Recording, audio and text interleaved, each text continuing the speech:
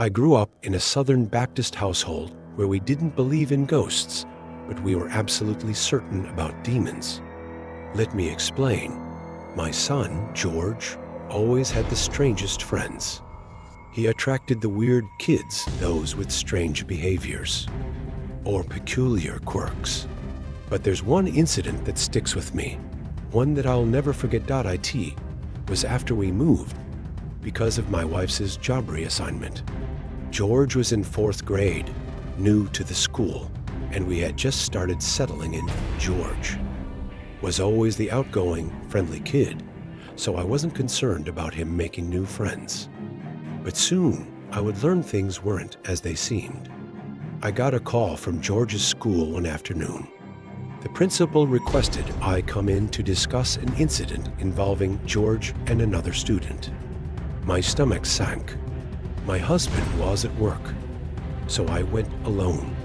I tried not to panic, but it was hard not to feel a rush of anger and confusion. George was not the type to get into trouble. When I arrived at the school, I was led to the principal's office. The principal explained that George had gotten into an altercation with another boy, Sebastian. They had been the last ones outside after recess, and George had suddenly struck Sebastian over the head with an eraser. Sebastian fell, screaming, and no one really knew why. I was confused. George had always spoken fondly of Sebastian. They seemed like close friends. I asked more questions, but the principal admitted no one had seen the incident, and the details were unclear. Still, George wasn't in trouble, just a small scuffle. Nothing to worry about. When I picked up George, he was unusually silent, not like him at all. But later that night, he told me the truth. George explained that Sebastian had tricked him. They had been playing make-believe Street Fighter, and Sebastian told George to use the eraser as a weapon for a KO move. After striking him, Sebastian fell to the ground, pretending to be hurt. But then, he whispered in George's ear that if he didn't pretend it was a real fight, he would seriously hurt him. I was furious. My son had been manipulated, tricked into something that would have him wrongly accused. I called Sebastian's mom, Maggie, to let her know what had really happened. Maggie was apologetic and sounded genuinely concerned. She said that Sebastian had been a difficult child, but he was doing better now and had been seeing doctors. She even suggested a sleepover to help the boys become better friends. I agreed, thinking it might help George and Sebastian get past their little misunderstanding. I drove him to Maggie's house that weekend. The boys played in the basement, while Maggie and I chatted over wine. She seemed sweet, but there was something unsettling about her. As we talked, I asked about Sebastian's behavior. She grew more reserved and told me that Sebastian had been diagnosed with multiple personality disorder. She seemed to downplay it, suggesting he would grow out of it. I was uneasy, but I trusted Maggie's reassurances. George would be safe. The next morning, I arrived to pick up George. He was standing at the door, holding his things, smiling. Everything seemed normal, but as we drove home, George suddenly broke down in tears. Between sobs, he told me what had happened that night. After they went to bed, George woke up to a strange flickering light coming from the bathroom.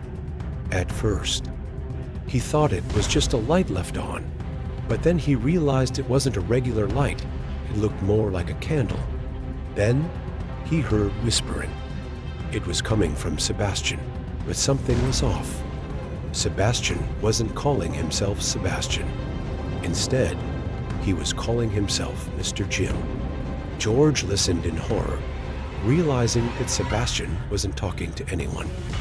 He was talking to the mirror. The whispering continued, and George could make out nothing intelligible, just a strange language that didn't sound like anything he had ever heard before. Then the light flickered out, leaving everything dark, frozen in fear. George pretended to be asleep until the whispering stopped. When he woke up in the morning, Sebastian was back to his usual self, like nothing had happened. But George knew something wasn't right. I called Maggie, but at first, she laughed it off. "Sebastian's just a creative kid," she said. But as I pressed her, she admitted that Sebastian had been diagnosed with multiple personality disorder and had been kicked out of his previous schools for violent outbursts. I was horrified. I demanded answers, but Maggie pleaded with me not to contact the school. I was furious. How could she put my son in danger like that?